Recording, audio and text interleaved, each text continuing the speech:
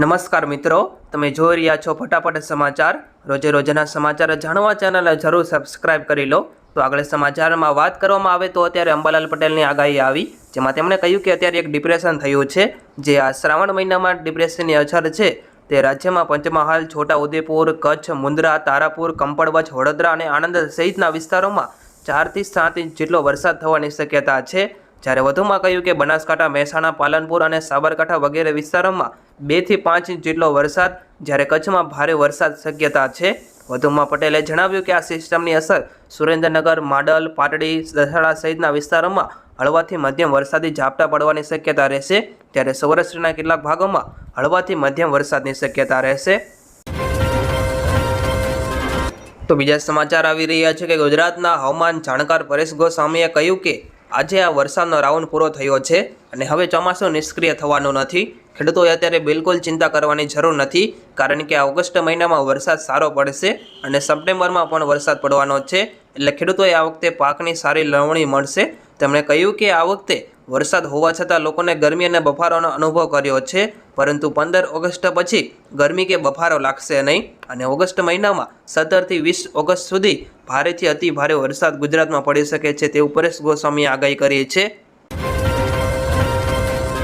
તો આગળ હવામાન વિભાગની આગાહી સામે આવી, જેમાં તેમણે હવામાન વિભાગ દ્વારા કહેવામાં આવ્યું છે કે રાજ્યમાં આગામી 5 દિવસ વરસાદની આગાહી રહેશે અને એમાં 2 દિવસ સમગ્ર ગુજરાતમાં ભારે વરસાદની શક્યતા અને એમાં અમદાવાદ અને ગાંધીનગરમાં ભારે વરસાદની શક્યતા રહેશે।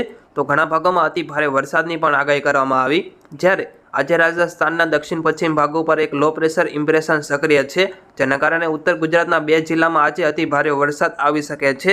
બાકી આગામી 5 દિવસ છે તે કોઈક જગ્યાએ ભારે, તો કોઈક જગ્યાએ મધ્યમ, તો કોઈક જગ્યાએ ઝાપટા ઝૂપટી વરસાદની આગાહી હવામાન વિભાગ દ્વારા કરવામાં આવી છે। આગળ સમાચાર આવી રહ્યા છે કે હીરાના મોટા કારખાનાઓમાં 10 દિવસનું વેકેશન। પ્રથમવાર અત્યારે સુરત હીરા ઉદ્યોગના ઇતિહાસમાં રજા જાહેર કરવામાં આવી છે અને એમાં ઓગસ્ટમાં 10 દિવસના વેકેશનની જાહેરાત કરવામાં આવી। કંપનીઓનું અત્યારે એવું કહેવું છે કે રત્ન કલાકારોએ લાંબો સમય કામ મળે તે માટે વચ્ચે રજા રાખવામાં આવે છે અને છેલ્લા 3 વર્ષથી હીરા ઉદ્યોગમાં અત્યારે મંદી પણ ચાલી રહી છે। ખાસ કરીને અત્યારે રશિયા, યુક્રેન અને ઇઝરાયલ હમાસ યુદ્ધની સ્થિતિને કારણે અમેરિકા સહિતના દેશોએ મંદીનો માર સહન કરવાનો વારો પડ્યો છે અને આના કારણે 10 દિવસની રજા રાખવામાં આવી છે હીરા ઉદ્યોગ દ્વારા અત્યારે। તો આગળ સમાચાર આવી રહ્યા છે કે સરદાર સરોવર ડેમની જળ સપાટીમાં વધારો થયો, જેમાં અત્યારે રાજ્યમાં અને ઉપરવાસમાં વરસાદ પડતા પાણીની આવકમાં વધારો થયો છે।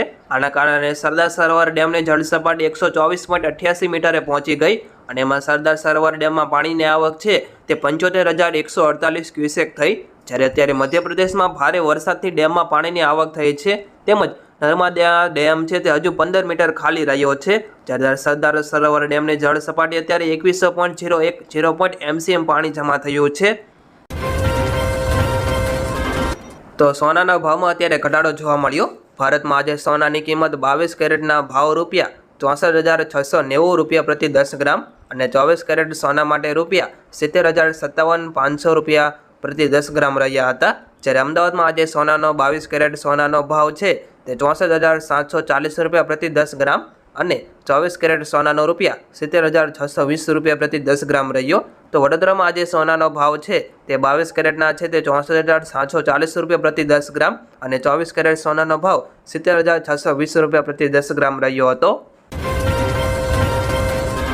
તો અત્યારે ભારતના રૂપિયાના લઈને સૌથી મોટા સમાચાર આવ્યા, જેમાં વાત કરીએ તો અમેરિકાની ખરાબ જોબ રિપોર્ટથી શરૂ થયેલો ઘટાડોનો અત્યારે સિલસિલો ચાલુ છે અને એની વ્યાપક અસર અત્યારે સમગ્ર વિશ્વમાં જોવા મળી।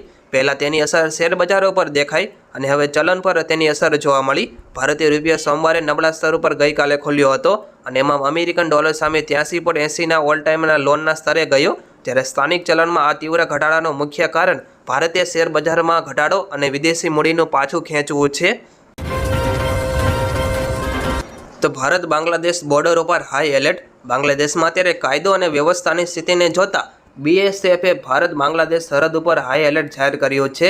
BSFના એક વરિષ્ઠ અધિકારીએ જણાવ્યું કે BSFના DG પણ કોલકાતા પહોંચી ગયા છે। બાંગ્લાદેશમાં અત્યારે સ્થિતિ નિયંત્રણની બહાર પહોંચી, જેમાં અત્યારે શેખ હસીનાએ PM પદ ઉપર રાજીનામું આપ્યું છે અને આના કારણે સમગ્ર બાંગ્લાદેશ બોર્ડર ઉપર 24 કલાક એલર્ટ કરવામાં આવ્યું છે અને આ દેશમાં હવે સેના વચગાળાની સરકાર બનાવશે તેવો નિર્ણય પણ લેવામાં આવી શકે છે। તો પાવાગઢ જતા ભક્તો માટે મહત્વના સમાચાર આવ્યા। યાત્રાધામ પાવાગઢ જતા ભક્તો માટે અત્યારે માઠા સમાચાર છે, જેમાં આજથી 6 દિવસ માટે રોપવે સેવા બંધ કરવામાં આવશે। અત્યારે ત્યાં મેન્ટેનન્સનું કામ શરૂ હોવાથી આ નિર્ણય લેવામાં આવ્યો છે અને આગામી 11 ઓગસ્ટથી આ સેવા ફરી રાબેતા મુજબ શરૂ કરી દેવામાં આવશે।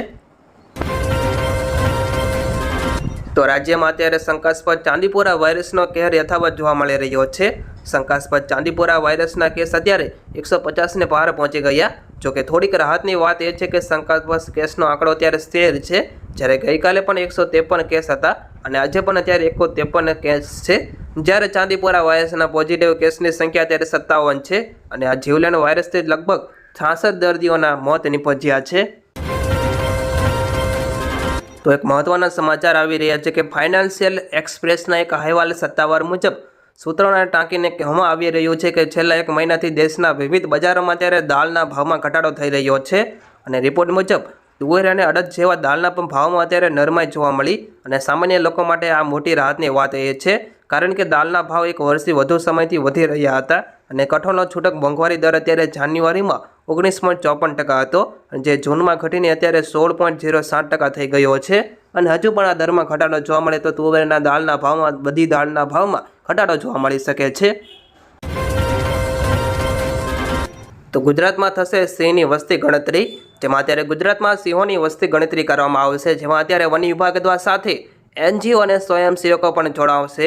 ગુજરાતમાં અત્યારે 5 વર્ષ બાદ સિંહની વસ્તી ગણતરી કરવામાં આવશે। ગત સમયે કરેલ ગણતરીમાં સિંહોની સંખ્યા 647 નોંધાઈ હતી અને વર્ષ 2025માં સિંહની વસ્તી ગણતરી પણ કરવામાં આવશે અને છેલ્લા વર્ષ એટલે કે 2020માં સિંહોની સંખ્યા 647 નોંધાઈ હતી।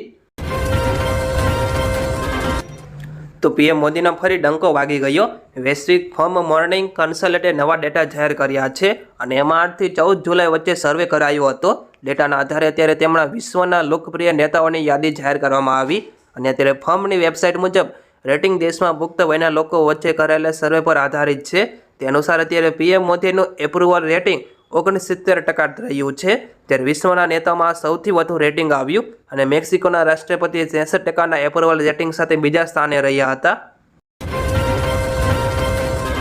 તો આમ આદમી પાર્ટીને સુપ્રીમ કોર્ટ તરફથી મોટો ઝટકો લાગ્યો। સુપ્રીમ કોર્ટે દિલ્હીના લેફ્ટનન્ટ ગવર્નર CK સક્સેના દ્વારા કાઉન્સિલરની નિમણૂક યોગ્ય ઠેરવી છે। સુપ્રીમ કોર્ટે કહ્યું કે કાઉન્સિલરોને નોમિનેટ કરવા માટે દિલ્હી સરકારની પરવાનગીની જરૂર નથી। સુપ્રીમ કોર્ટે ગયા વર્ષે પણ 17 મેના રોજ આ મામલે પોતાનો નિર્ણય સુરક્ષિત રાખ્યો હતો, જ્યારે LG મંત્રીઓની સલાહ લીધા વિના MCDમાં કાઉન્સિલરોને નોમિનેટ કર્યા હતા અને આમ આદમી પાર્ટીએ LGના આ નિર્ણયને કોર્ટમાં પડકાર્યો હતો।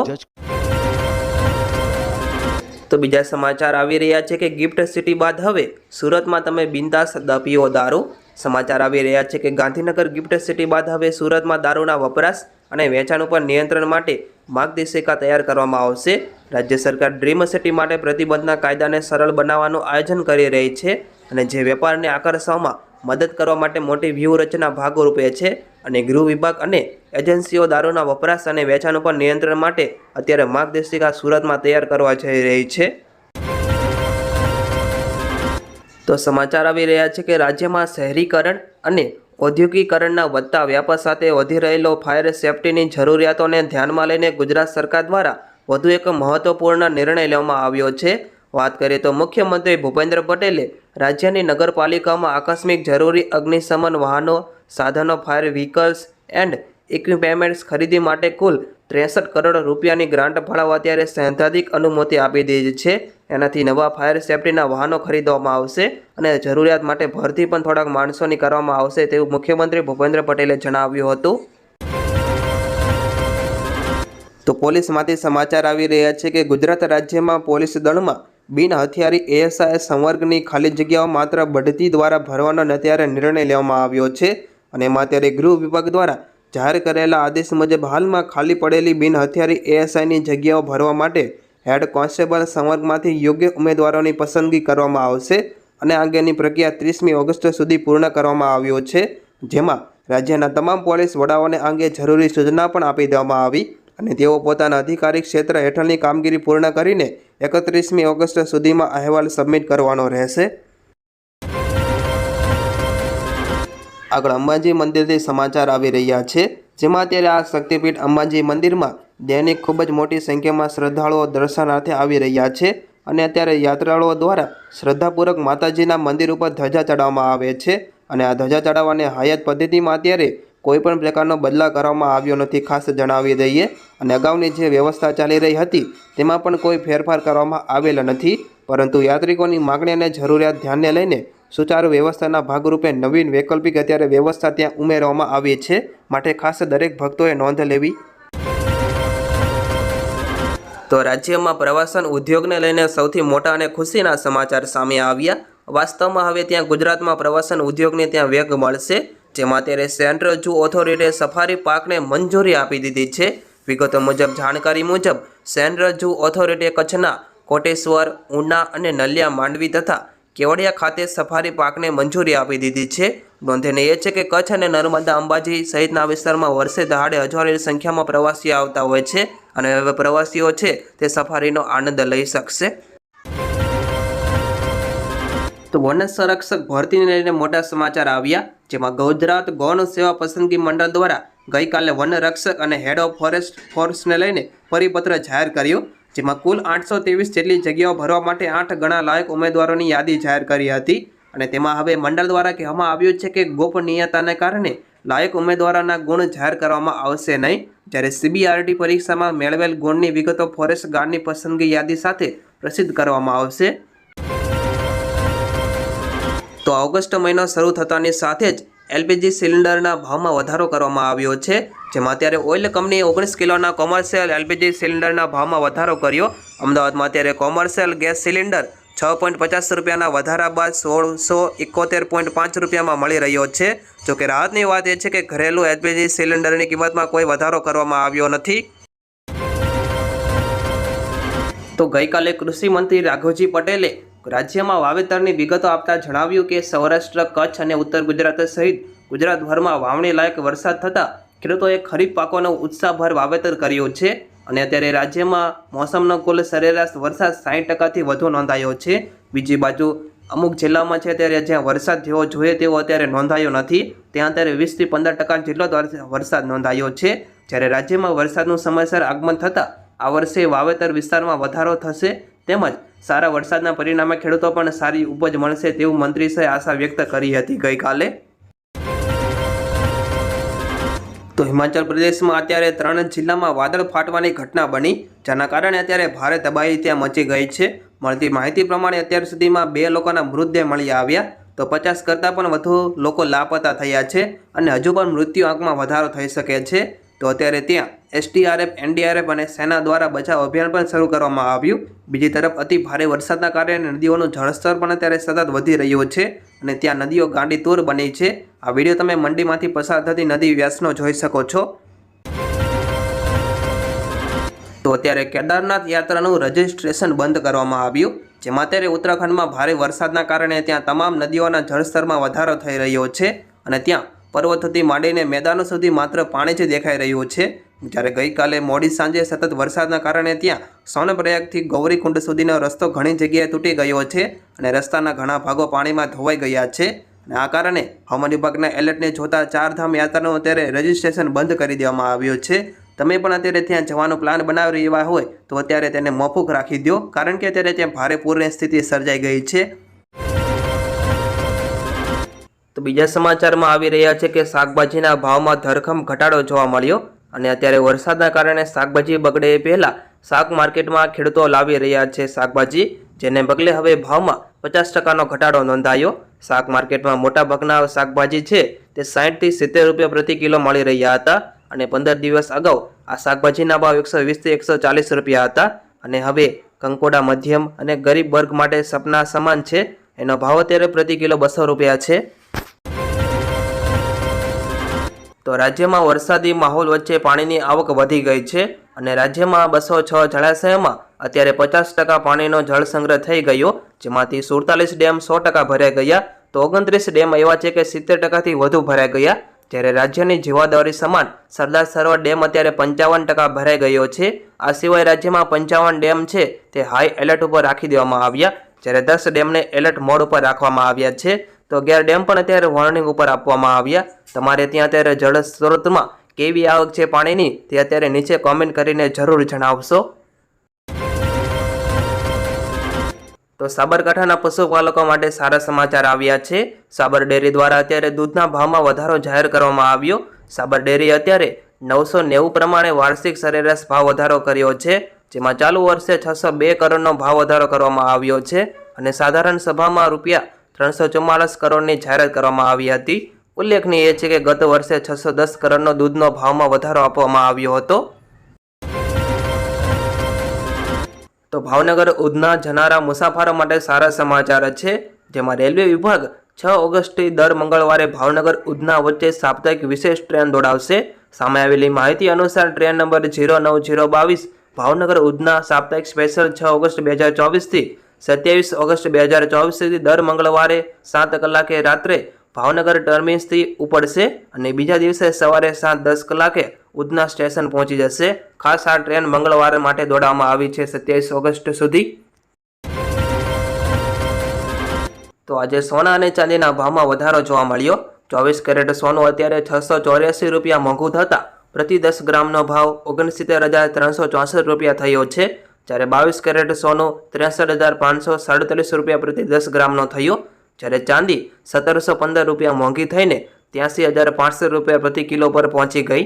આગામી દિવસોમાં હવે સોના ચાંદીના ભાવમાં વધુ વધારો જોવાઈ શકે છે, કારણ કે ડિસેમ્બર સુધી 8 મોટા તહેવારો આવી રહ્યા છે અને ભાવ વધારો ચોક્કસ છે કે વધી શકે છે। માટે જો તમે રોકાણ કરવા માંગતા હોય તો અત્યારે જ કરી નાખો।